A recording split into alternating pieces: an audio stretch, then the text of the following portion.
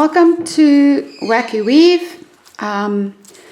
You need two colors that has stark contrasts. They can't be close to each other and they can't be variegated. This is very important. So before we carry on, let me first talk to you about the yarn for a moment. You will see what I've got here is cotton. It's smooth and it has a high twist. There's no tendency to split. That's extremely important. If you are not going to use the kit yarns, which will be very sad for me, but anyway, if you decide to use another yarn, I strongly advise against acrylic yarn. Stick to cotton because the acrylic yarns are normally a little bit fluffy like wool, and it makes it very difficult to learn the technique with a difficult yarn like that. So stick to something that's smooth. Although this is called Moya Cotton DK, to me it's more a 4-ply yarn, but it doesn't matter. For this technique, don't go thicker than double knit because it's going to be too heavy. This cotton is ideal for a large afghan. It's exactly the right size. It's exactly the right texture. It just works. I have interlocked with Moya so much I can't tell you. So let's get going. I'm going to do the practice block that's in the manual with you to take you right through the technique so that you can see. Now I'm working at a very odd angle here because I've got a video camera standing over my shoulder. So forgive me if it's not an absolutely perfect professional video. I don't have a soundproof room or anything. You will hear my parrot screeching now and then. She hears my voice, so she's moaning, but just ignore that. Okay, now you will see in the patterns that I tell you to chain with a 5 and to crochet with a 4. That is the standard more or less. But there's a very personal factor with interlocking crochet. For most people it works to chain with a 5 and to crochet with a 4. For me, I chain with a 4.5. What I have here is my Ilona heritage hooks. You can order them from Ilona Slow Life Creations. So I chain with a 4.5, but the only way you're going to figure this out is by using the practice block to determine your tension. If you use a soft grip hook, you have a tapered hook. Now let's quickly look at hooks just for interest's sake and to explain this. If I take my hook like this, and let me put my hand behind it so that you can see, you will see that this little tip here right at the end is perfectly in line with the shaft. If I put something flat there, let's take this little lid. If I put this lid there, I wonder if you can see. You will see that the tip and the shaft are both pressing against the lid. The one doesn't protrude. If you look at your crochet hook like that, and this little tip right at the end is further than the shaft, you've got a tapered hook. The other way you can see it is by looking at the head size. The head size on an inline hook is tapered down. It's not fat. On a soft grip, your crochet hook, the head side will be a little bit fatter. Because of that, the chain with a soft grip hook is automatically looser than when you make it with another hook. So you have to experiment with your hooks, your personal tension and everything else before you start the caul. So do that in the month of March while you're waiting for us. Right, I've got my 4.5. I'm making a slip stitch. Sorry, I just got lost there in my own words for a moment. Now your pattern says you have to crochet the number of windows times 2 plus 3. Now the block that we're going to make is 10A windows, so we're going to make 23 chains. 10 windows times 2 plus 3. So I'm going to make 23 chains. 1, 2, 3. Ooh, that's not a 3. 3, 4.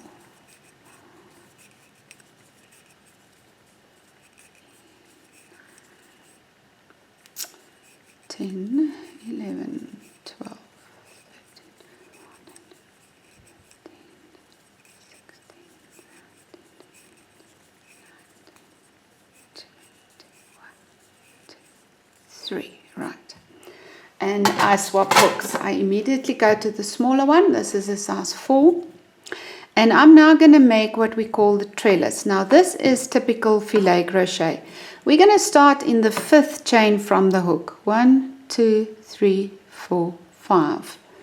The 5th chain from the hook. Remember, you don't count the one. This is your working loop. This is a live stitch. You don't count that. You only count the ones after the hook. 1, 2, 3, 4, 5. And we make a double crochet. Now remember, I use American terminology. So if you use to UK terminology, for you it will be a treble. Right. And we chain 1. Every time you're going to chain 1, skip 1, and make a double crochet. So we've used that space, skip 1, make another one. So this is the trellis. It makes little windows, and we call it, you need 10 A color windows. It's very hot in this room. I've got all the rooms and the doors and the windows closed to keep the noise to a minimum, but it's causing my hands to sweat, and now my yarn is squeaking. Heck. Okay, chain 1, skip 1, double crochet. Chain 1, skip 1, double crochet. Oops. Chain 1, skip 1, and we make another double. By the end of this row, you should have 10 windows. Now remember, with this technique, you count the windows, you don't count the stitches. That is going to be very confusing if you try to count stitches. Don't even think about it. Don't do it. I'm going to show you now how we count. It's a little bit different, but it makes it a lot easier. One more. I wonder if I've miscounted my chains. Let's just see how many windows I have. Let's see. 1, 2, 3, 4, 5, 6, 7, 8, 9, 10. I've got one extra. Doesn't matter. Okay. You will see that when I get to the end of a row, I immediately crochet 3 chains. And I keep them there on the side because it makes it easier to get it for the next row. This is actually the start of row 1. This is the foundation row, right? So how do we count? We count the windows. 1, 2, 3, 4, 5, 6, 7, 8, 9, and there's your first window. It looks a little bit small. It does pull a little bit. No, I do not want you to use 4 chains there. Only 3. I know that you've been taught that 3 chains counts for 1 double crochet, and then there should be a chain here in the middle of the 2 windows, so it seems like it should be 4. No, it's not 4, it's only 3, I promise you. Right, now we put this down. Now take a look at the way in which I put this down. This is very important. You put it down with your working loop and your working yarn on your left hand side. If you are left-handed, obviously you have to reverse everything, but I'm now talking for a right-handed person. You put it down on the left-hand side and make sure they are facing to the top, because if you do this, you're going to crochet in 2 directions. It's not going to work. It has happened to me many times, so while we're doing the video, I'm going to show you all the most obvious mistakes that the most people make. So we turn it around. Working loop and yarn to the top, and we put it down flat. Right, now we're going to go to the next color. So I'm going back to my 4.5 hook, and I'm going to make the chain for color B. Now color B is always just 2 less than color 1, so I know I made 23. I can now go for 21. Right, 1, 2, 3,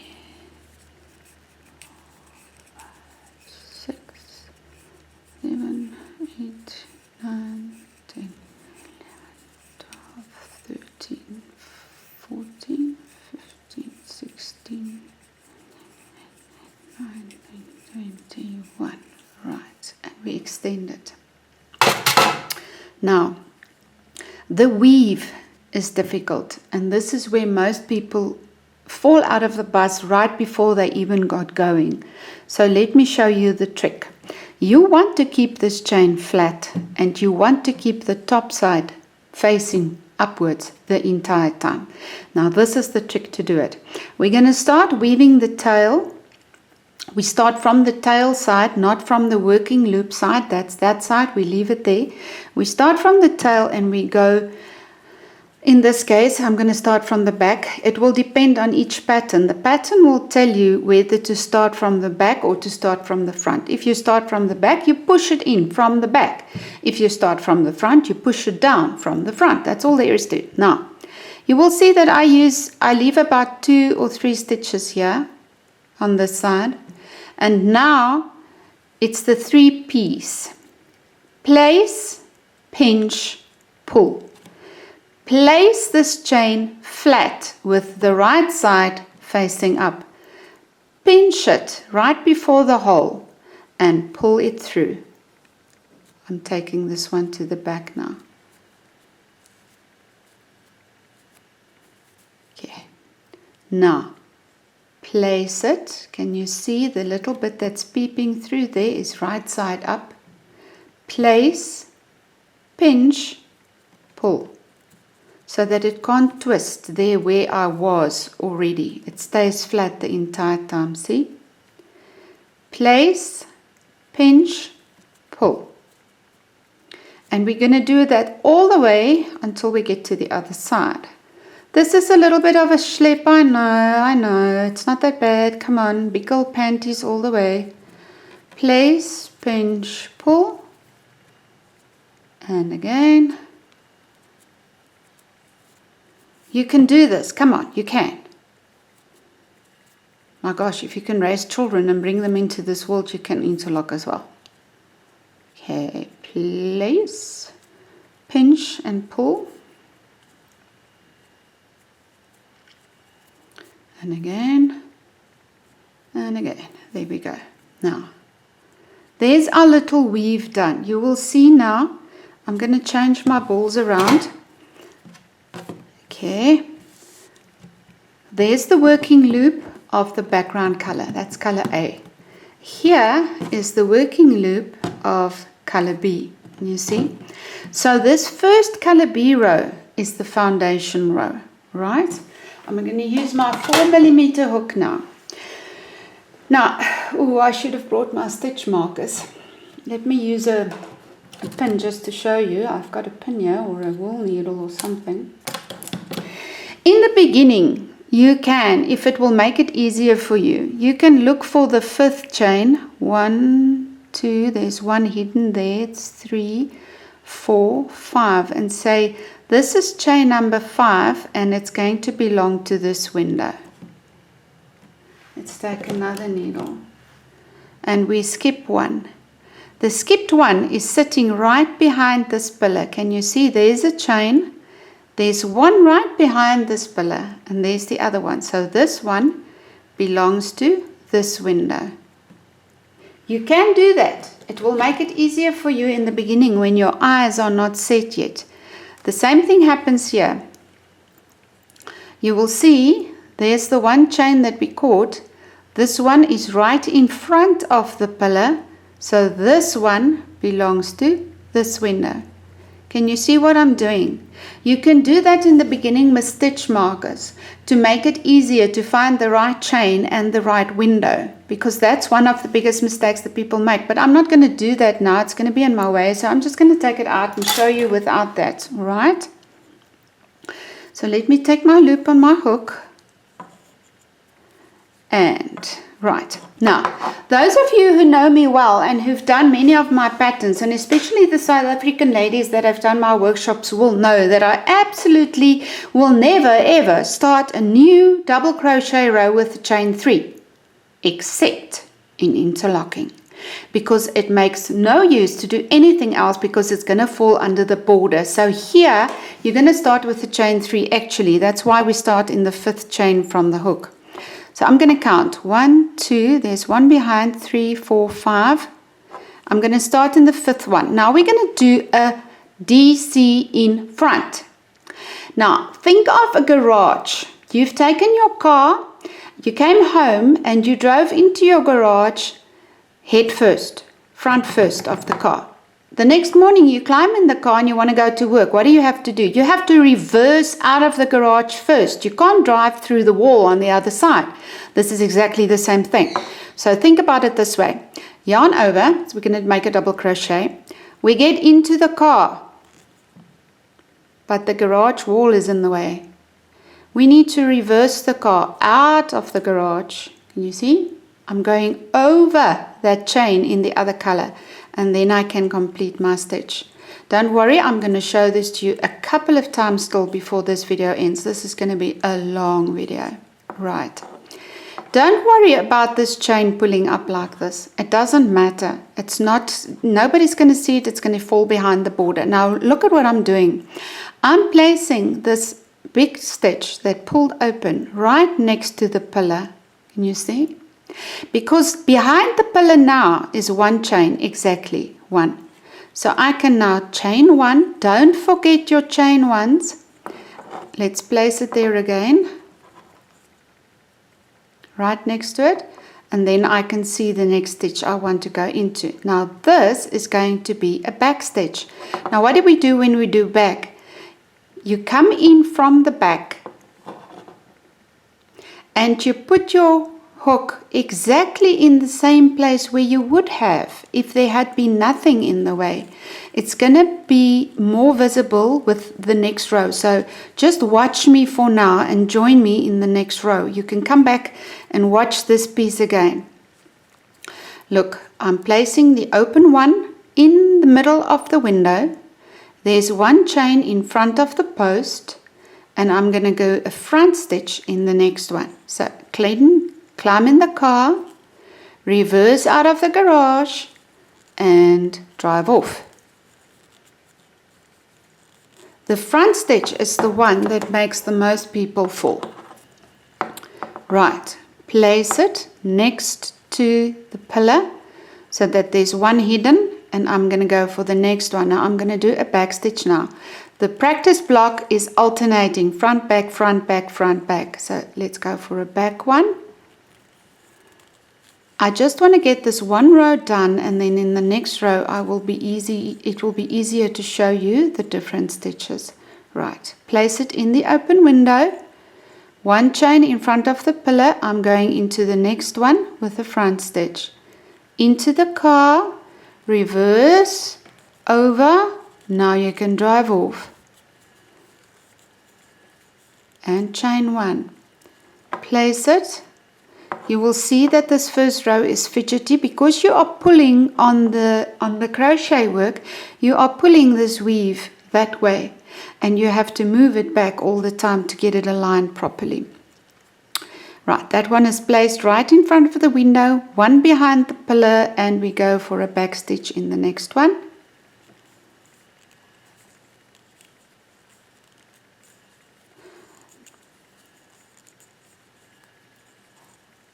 Place it, one in front of the pillar, go for the next one. So actually what you're doing is just double crochet, chain one, skip one, double crochet, chain one, skip one, double crochet. The only difference is that there's something in the middle. Okay, we place, nicely placed. We can go for a back one.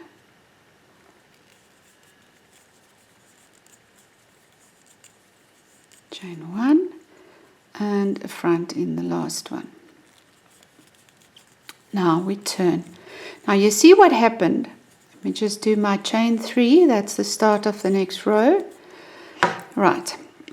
What has happened now? I just want to put this down. What you can do is just pull them into each other so that they are getting nicely married, because otherwise the one is sitting up there and the one is sitting down here.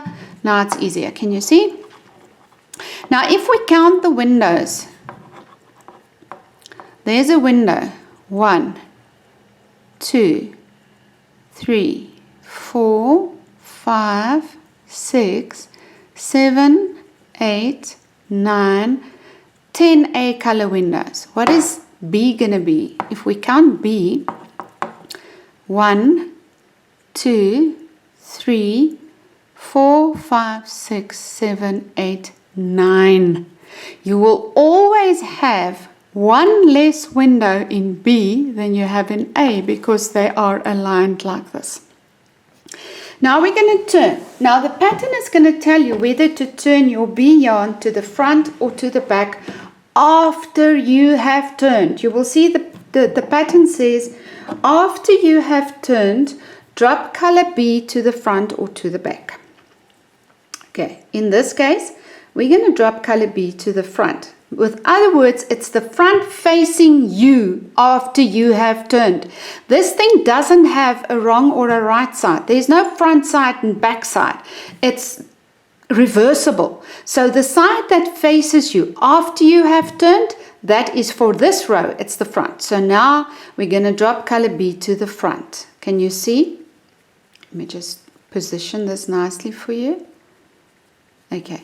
Color B is now in front of color A. Can you see color A goes there at the back?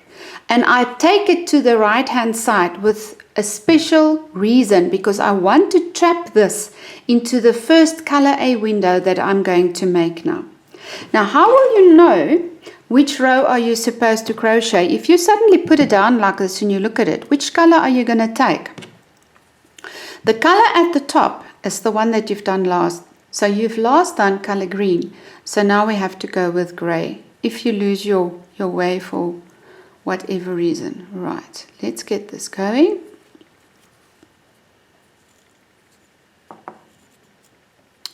Goed. Now, you'll have to remember, color A is always on the outside. It will never, ever, will color B feature on the edges. Never, never. If you see color B on the edges, then you must know something is wrong. Color A will always be outside. I'm going to start with the back. Now, what many people do with this technique that's wrong is they come in from the back, but they want to go into the stitch from the back and do that. That's wrong. You don't go into a stitch like that. If you were just crocheting for whatever reason, you would go in like this. There's no different. So we're going to come in from the back into the window and we're going to push this one to the back so that I can get into that stitch. Can you see? I've opened it for you there. We're going to go into the stitch and make a double crochet. And we're going to chain one. Right, the next one is a front one. So now we go into the stitch and you must align it with the window. Now remember what we said about the garage? I reverse and I go over the contrast color. Right, we do a back, come in from the back, into the stitch in the normal way, push it out to the back, yarn over and pull through. You can use your fingers in the beginning until your eyes are more adjusted to this. What you can do is, here we want to do a front, so feel the window and push the stitch forward so that you can see. There's the stitch. I've pushed it forward with my fingers. And you want to catch both the loops of the V, not just one, both.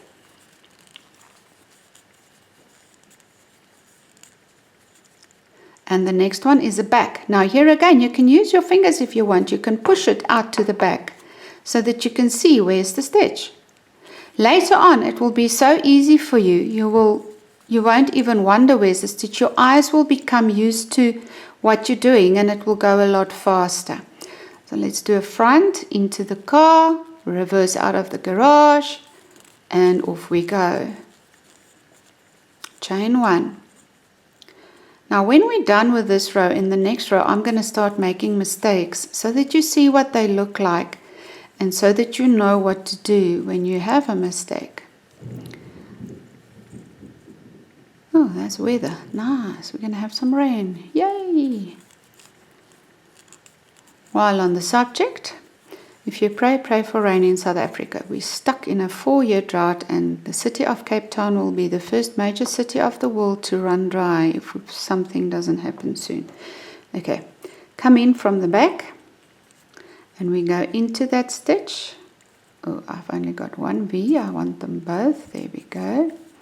Now, this is one of the first places where mistakes happen. People get to this point and they think they're done. But if you count the A windows now, you will have 9. 1, 2, 3, 4, 5, 6, 7, 8, 9. This last window is still there. This stitch is aligned into this window, and B cannot feature on the outside. This last stitch of color A is in the hole. You just put it in this big hole in the middle. Please don't put it in one of the chains. It doesn't work. Go into the hole and just put it into the hole. It's fine like that. And I'm going to make the chain 3 for the next round. And we put it down. Right. That's what it looks like now. Can you see here? It looks very wonky. And you will think, yikes, something is wrong here. No, nothing is wrong. I'll show you now. Let's go with color B. With color B, we're now going to do back, front, back, front. So we start, we go in from the back, and we push it out towards the back. And we're going to have a front one. Once you've got about 2 rows done, you will see that the thing makes a lovely square. It will just settle down. We come in from the back.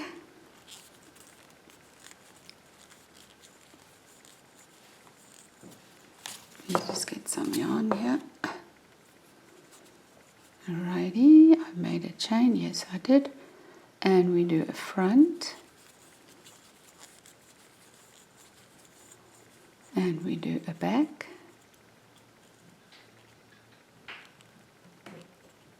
Come on. There we go. And this one is going to be a front.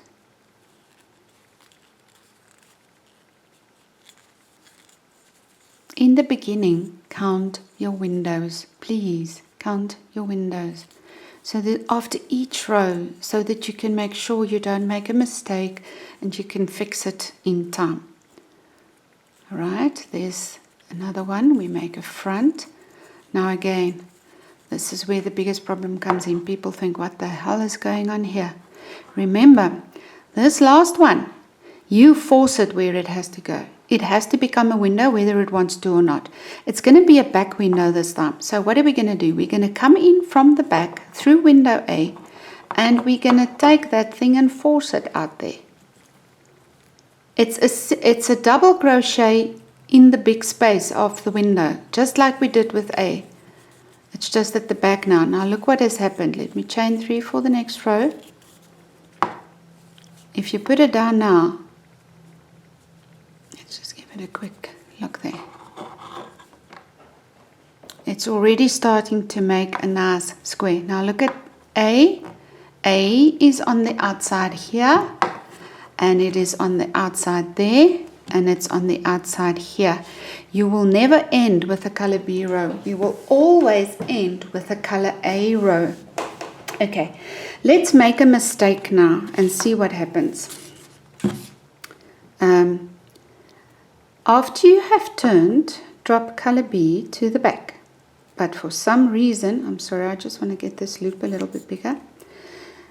I'm supposed to do that now. I'm supposed to put color B to the back. Let me just take this. I'm supposed to do that. Put color B to the back. But now let's say I forgot. Let's put it in the front. Okay, that's mistake number 1. Alrighty.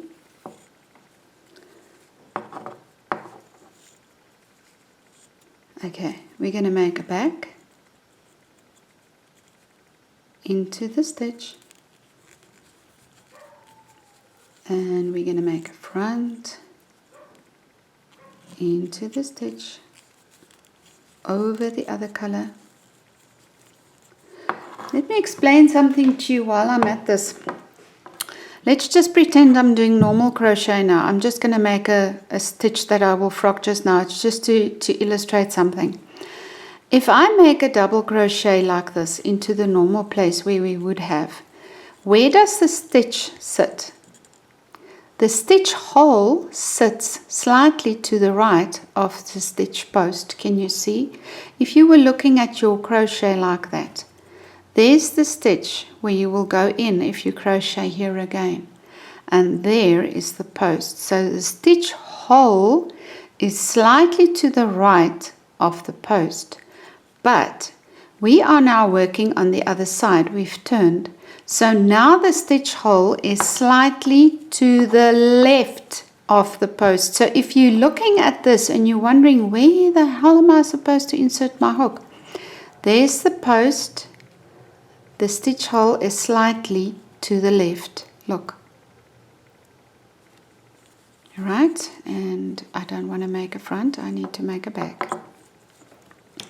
Okay, let's come in from the back and we push it out. Ooh, I don't want that to happen. That will be disastrous. I will invent a new technique here for all that you know. Okay. Please don't pay attention to my sloppy tension now. It's because I'm working at an awkward angle. There's a front stitch. And a back one. Can you see how easy it becomes after a while? When you get here, it's no longer a problem. There's the front. Okay, I'm going to forget my chain now, okay? We forgot. So we're just going to go and make a bag without a chain in between. And we make a front, reverse, out of the garage. And we get a back. Now again, many people think they've gone to the end of the row. B will never feature on the outside, never. So you have to make your last one in the hole to pull it out. So into the hole, give it a bit of a tug if you have to, and there's your last stitch. And we chain 3. Okay, can you see? Your little steppies are forming nicely. They're going nicely down. And we're going to carry on with B. And I'm going to make a row with B. And then in the next row, I'll show you what the results are of our little mistakes. So this one is a back one. No, I lie, it's a front one. You see what has happened here? The reason why I immediately thought it's a back one is because this one is now in front, but it's because my B yarn was on the wrong side, so it's messing slightly with my eyes. Forget about that. Don't worry about that. Focus on the pattern. So we start with the front. And now a back.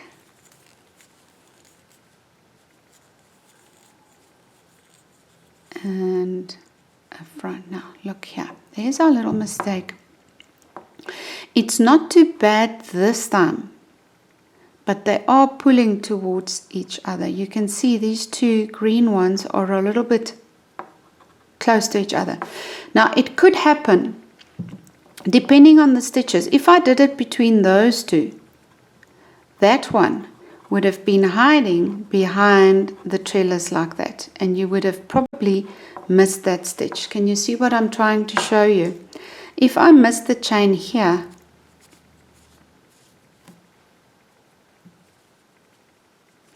and you wanted to crochet into that green one, it would have been hiding behind a pillar like that.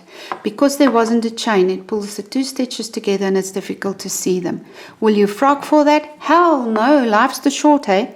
Just make them go where they have to go. You are in charge, tell them. You will go this way. It's not that visible when you're done, I promise.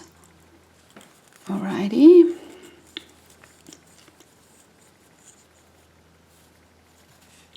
Get some yarn.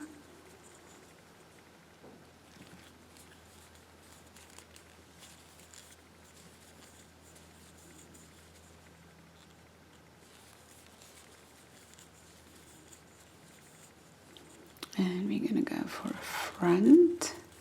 You see what I do? I just bend the work and throw it off the hook. Push it in, push it back. Oops. And push it out of everything. Okay, let's try that again. There's a back stitch. Now look what happens to the last one. You are not done yet. You need to keep your sides. So into the hole, this is the front one, into the hole from the front, and we make the stitch in that big chain space that we've got there. There you go. See, everything is still looking fine. But when you turn around now, you will see that there's a little bit of a difference here. Here, everything seems fine with B, but here B is behind and behind again. It's because my color was on the wrong side. Am I going to frock for that? Hell no, not. Okay, let's do another A row. We're going to do back, front, back, front.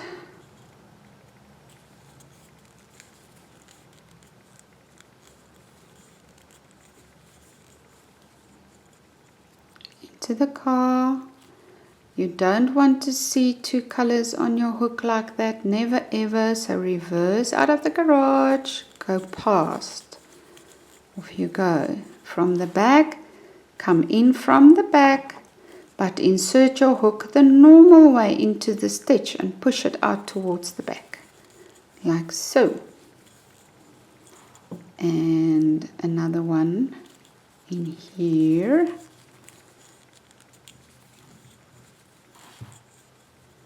And a back one. Now you'll ask me, is that all there is to it? Yes, it's all there is to it. If you have the back and the front stitch, you are fine, because it's the combination of back and front stitches that make the different patterns. This one works in alternators. It's one back, one front, one back, one front.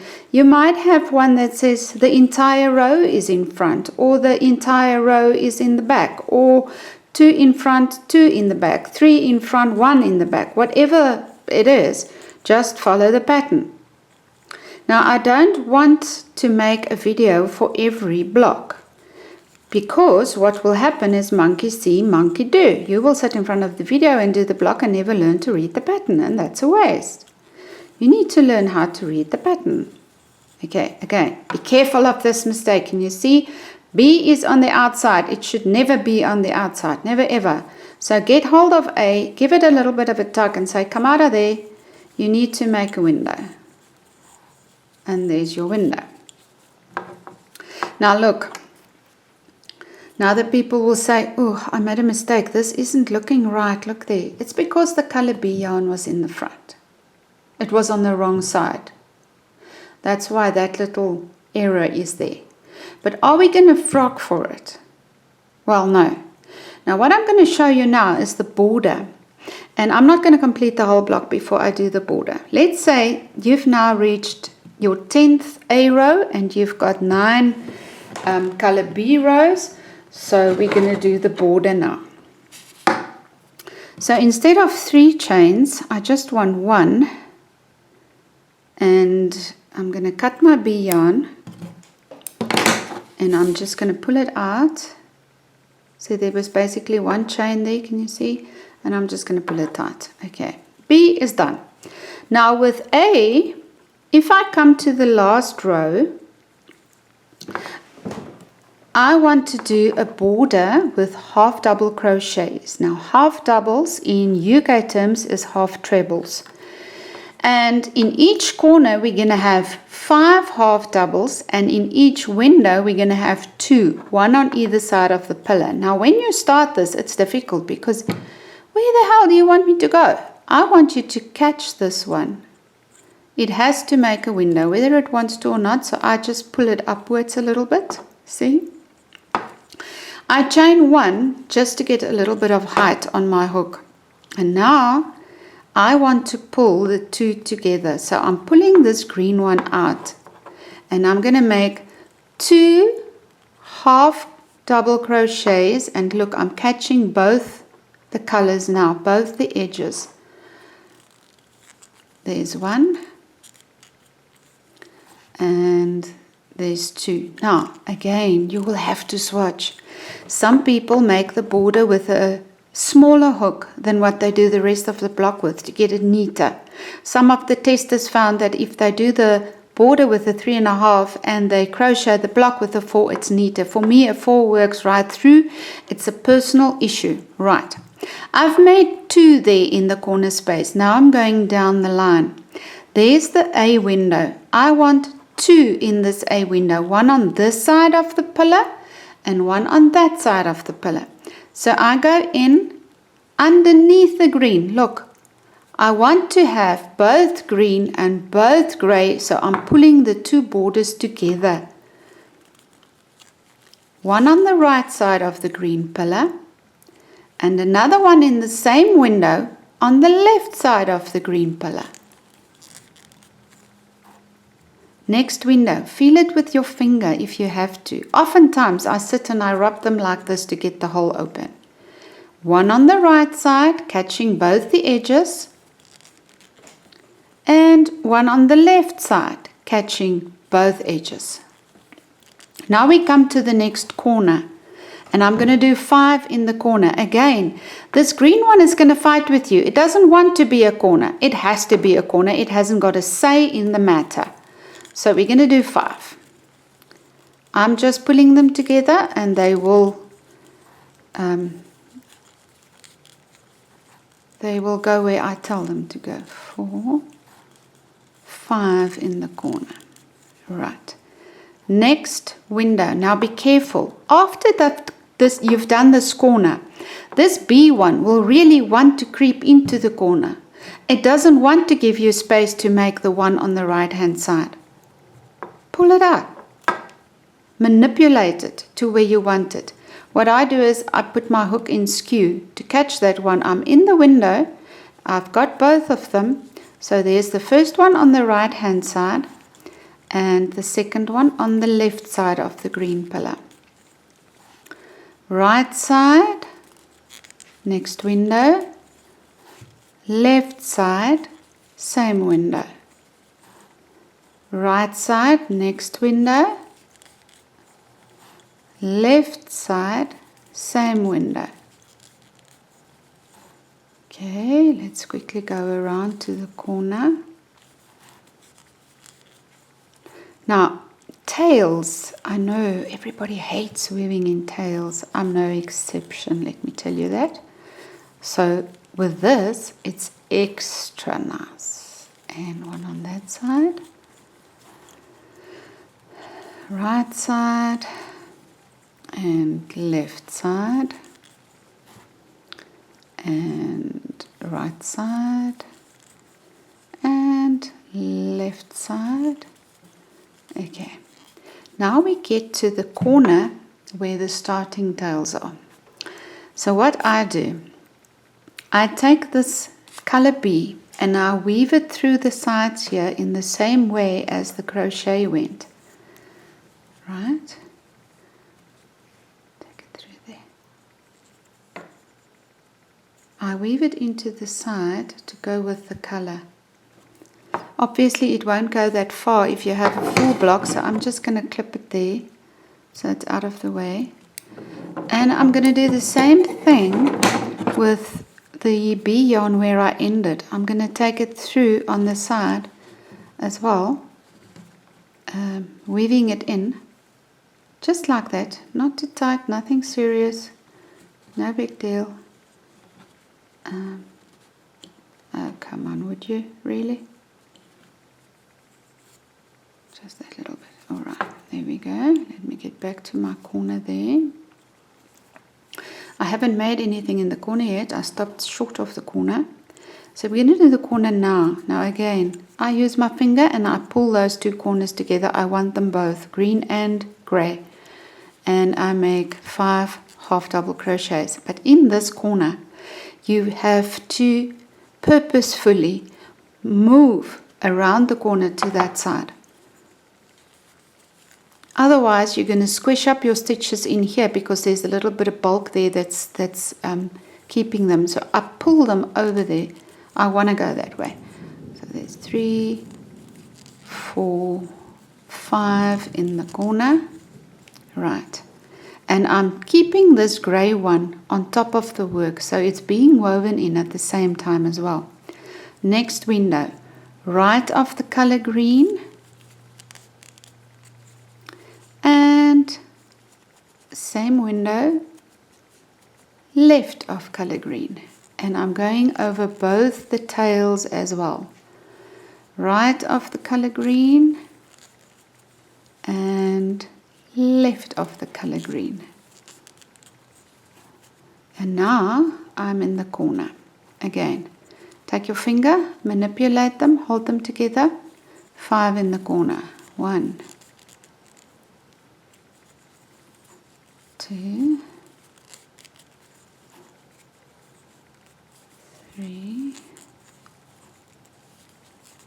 4,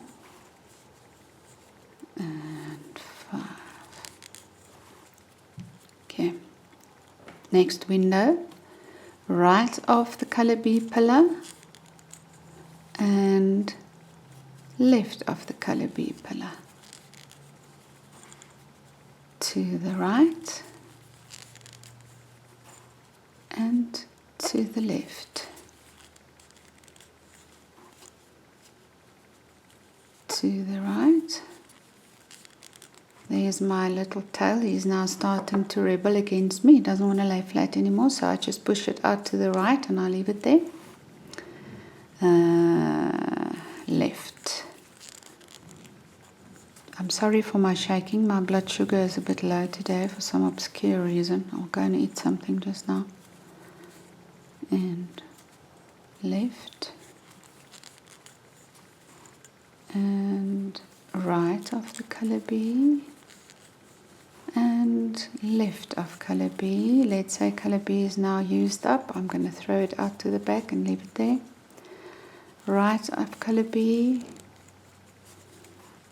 Left of the color B. Right. And left. And right. And left. Now remember, when we started in the first corner, we started with 2 half double crochets. In each of the other corners, we did 5. So I'm going to do 3 more here to get this corner to 5 as well.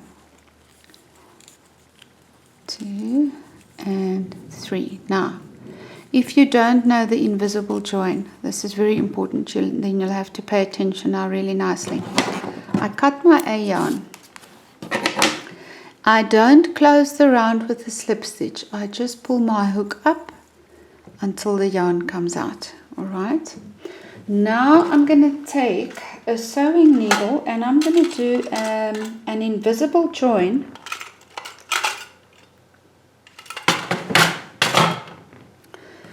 Thread color A into my needle. Okay, now I read you to look really nicely. This stitch there is the chain 1 that I did to get some height before I started to do the border. There is the stitch of the first half double crochet. Can you see?